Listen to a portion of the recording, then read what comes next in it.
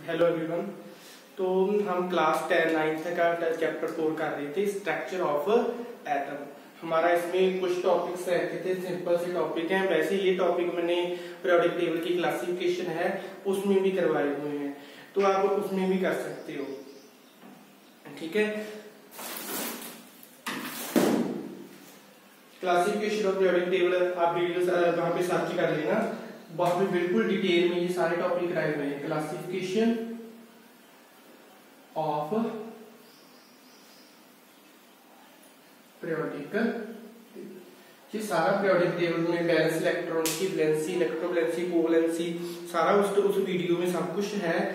आज मैं ब्रीफ में नहीं बताऊंगा, जस्ट आपको एक नॉलेज ही दूंगा बेसिक सा कि कैसे कैसे होता है। अगर ज्यादा ब्रीफ में देखना है तो आप मेरी ग्रुप में वीडियो भी देख सकते हैं। जैसे फर्स्ट है हमारे पास arrangement of atom, arrangement of electrons in the atom, के एटम के अंदर जो इलेक्ट्रॉन, एटम के बाहर इलेक्ट्रॉन्स जो न्यूक्लियस के बाहर रिवॉल्व करते हैं, वो इलेक्ट्रॉन्स की अरेंजमेंट कैसे होती है कि कहीं पे 2 इलेक्ट्रॉन होंगे, कहीं पे 8 इलेक्ट्रॉन होंगे, कहीं पे 18 होंगे, कहीं पे 32 होंगे।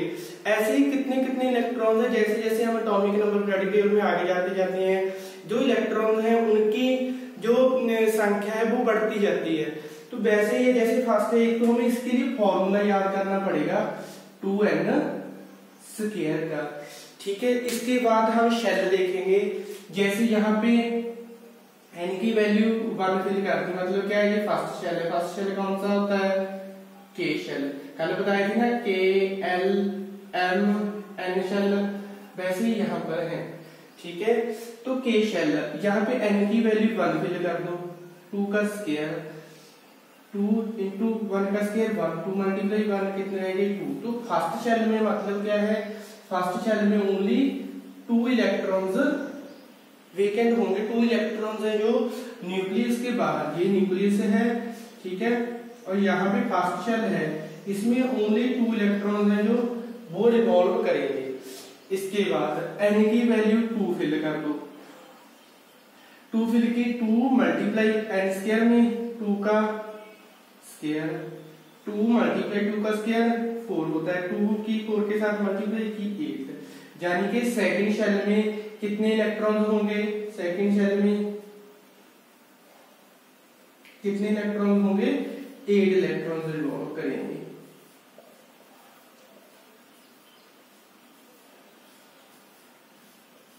ठीक है, तो ऐसे ही आगे कर सकते हैं। जैसे n की वैल्यू 3 फिल कर देंगे, तो 2 मल्टीप्लाई 3 का स्क्वायर, 2 मल्टीप्लाई 3 का स्क्वायर 9, 2 मल्टीप्लाई 9 कितने होंगे? 18। मतलब नेक्स्ट डे कितने होंगे?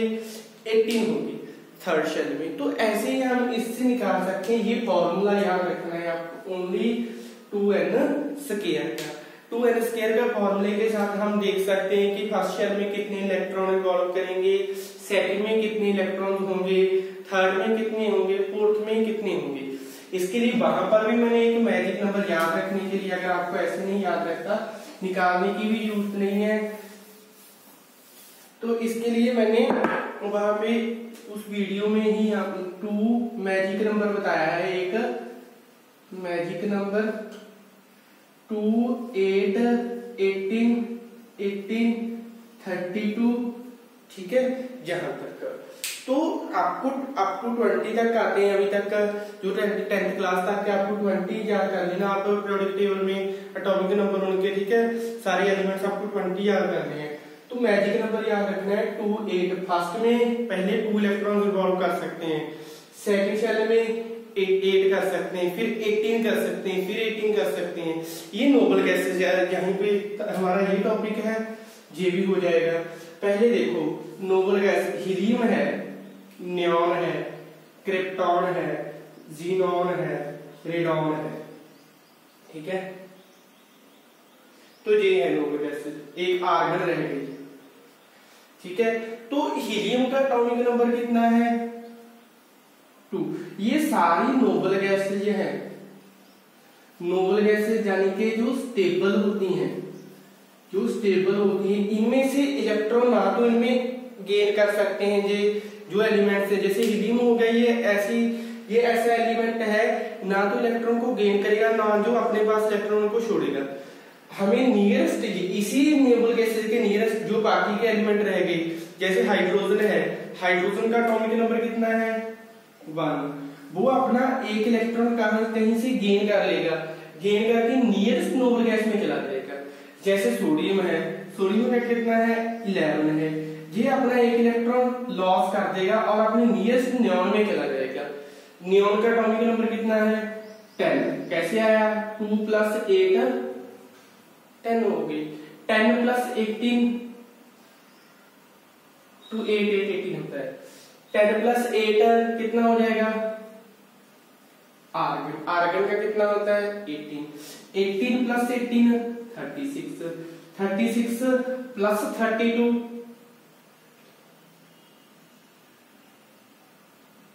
8 2 8 8 18 18 32 ये होता है। 36 + 18 कितने हो गए 54, 54 + 32 कितने हो गए 86 हो गए। तो ये है, ये देखो नोबल गैस से याद होगी, याद क्वेश्चन नहीं रखना आपने, नेम याद रखो, helium, neon, argon, krypton, xenon, radon. Atomic number के लिए ये मैजिक नंबर याद रख लो, क्या 2 8 8 18 18 32, 2 8 8 18 18 32 हो गया। तो फर्स्ट है 2 हीलियम का, उसमें 8 प्लस कर दो, कितना हो गया 8 प्लस किया 10 हो गया, 10 में 8 प्लस किया 18 हो गया, 18 में 18 प्लस किया 36, 36 में 18 प्लस किया 54, 54 में 32 प्लस कर दिया 86 हो गया। ये याद ऐसे लागू हो जाती है, ठीक है। तो ये हो गया हमारा नोबल गैसेस के बारे में। नोबल गैसेस स्टेबल होती हैं, ये इलेक्ट्रॉन ना तो गेन करती है ना ही लॉस करती है। तो यही है इनके जो नियरेस्ट, जैसे next topic nearest noble gases बताता हूँ यहीं पे। जैसे नेक्स्ट टॉपिक है बैलेंस इलेक्ट्रॉन।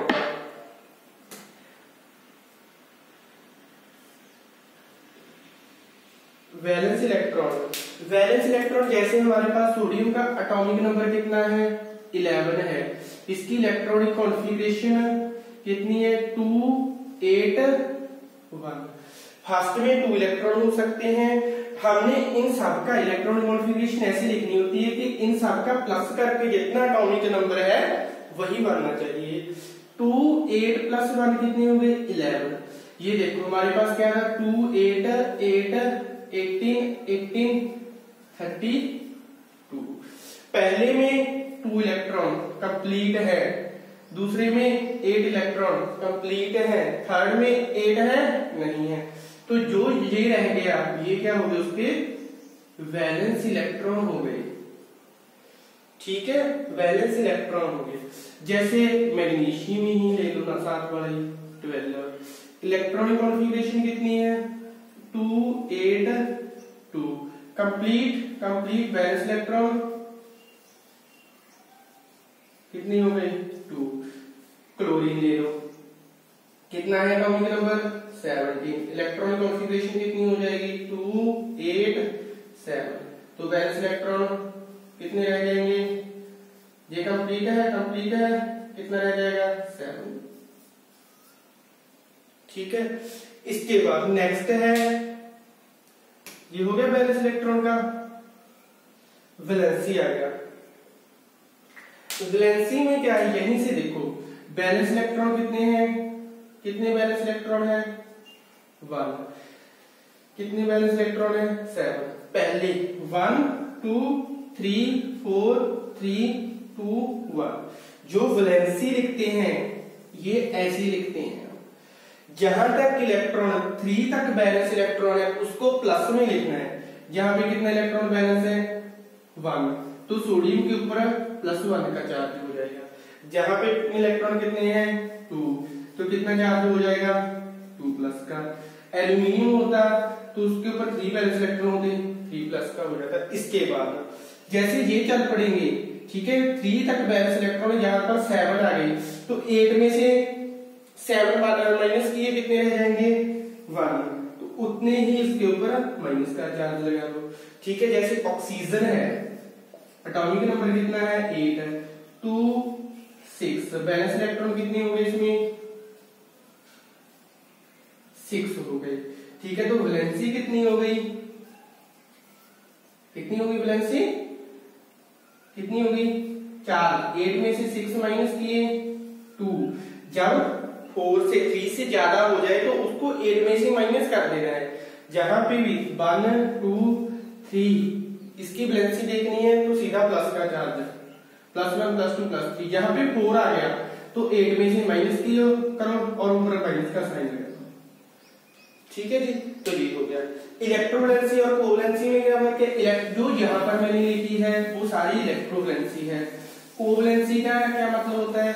कोवलेंट बॉन्ड का बनना। कोवलेंट बॉन्ड कैसे बनता है? म्यूचुअल शेयरिंग के साथ। जैसे हाइड्रोजन के पास 1 इलेक्ट्रॉन होता है, क्लोरीन के पास 7 बैलेंस इलेक्ट्रॉन होते हैं। जो ये बॉन्ड बनेगा ये कौन सा बॉन्ड है? कोवलेंट बॉन्ड है, म्यूचुअल शेयरिंग के साथ बनेगा। म्यूचुअल शेयरिंग का मतलब क्या है? 2 इलेक्ट्रॉन शेयर होंगे, एक इस तरफ से एक दूसरे एलिमेंट से। तो ये हो गया। इसके बाद लास्ट टॉपिक रह गया हमारा आइसोटोप एंड आइसोबार।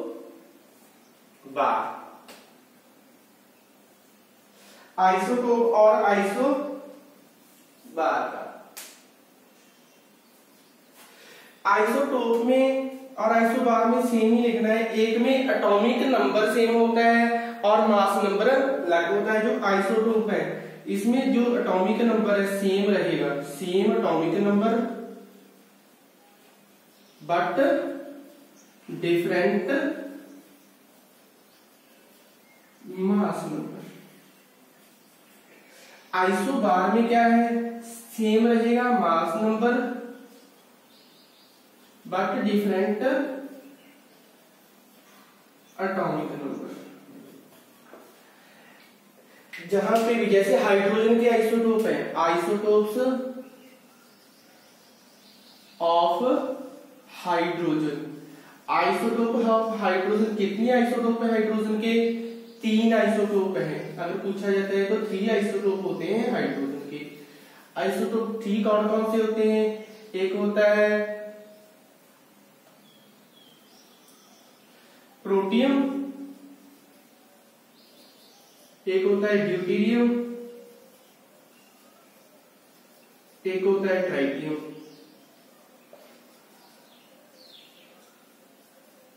अब देखो इनका आइसोटोप में है क्या? एटॉमिक नंबर तो क्या है? एटॉमिक नंबर सब में सेम है, मतलब हाइड्रोजन ही लिखेंगे, यहाँ पे भी हाइड्रोजन, यहाँ पे भी हाइड्रोजन। एटॉमिक नंबर नीचे वाला होता है, ये तो सेम ही रहेगा। प्रोटियम में एटॉमिक नंबर मास नंबर 1 रहेगा, इसमें 2 हो जाएगा, इसमें 3 हो जाएगा। ठीक है, प्रोटियम, प्रो का मतलब 1, ड्यू का मतलब 2, ट्राई का मतलब 3। मास नंबर चेंज होंगे, आइसोटोप में मास नंबर चेंज होगा, एटॉमिक नंबर सेम रहेगा। आइसोबार में क्या है? मास नंबर तो सेम होगा, सिर्फ फर्क क्या है? उसमें ओनली क्या होगा? एटॉमिक नंबर डिफरेंट होगा, but different atomic number. Chlorine का ले लो, कितना होता है? एक होता है इसका एटॉमिक नंबर कितना है इसका? 17 है। इसके 2 आइसोटोप होते हैं। ठीक है, 2 आइसोटोप होते हैं इसके, एक 35, सॉरी ऊपर आएगा 35 और 17, एक 37 और 17। एक मास नंबर ये दोनों होता है। एक्चुअल मास नंबर देखते हैं तो इसका वो 35 हम जो एटॉमिक मास है ये देखते हैं। तो ये था हमारा आइसोटोप और आइसोबार के बारे में। तो ये आज हमारा 9th क्लास की केमिस्ट्री सारी की सारी कंप्लीट होगी। अगर आपने फर्स्ट, सेकंड, थर्ड चैप्टर में से कोई भी चैप्टर देखना है तो उसमें वीडियो बने हुए हैं, अलग अलग पार्ट बने पड़े हैं, तो आप वहां से देख सकते हैं। ठीक है, अगर कोई कंफ्यूजन है तो आप मेरे को मेल भी कर सकते हैं और मैं साथ में उसकी दोबारा वीडियो अच्छे से और कर देंगे। तब तक हमारे चैनल को ज्यादा से ज्यादा सब्सक्राइब करिए और वीडियो को लाइक और कमेंट करते रहिए। Thank you.